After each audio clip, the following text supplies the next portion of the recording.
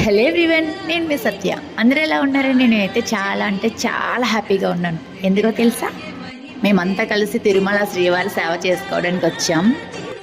మేము సేవ స్టార్ట్ అయిన ఫస్ట్ డేనే ఎర్లీ మార్నింగ్ 6కి రెడీ అయ్యి బయటకు వచ్చేసామన్నమాట. ఆ శ్రీవారి పూజకి పూలు కోయడానికి తీసుకువెళ్ళారు.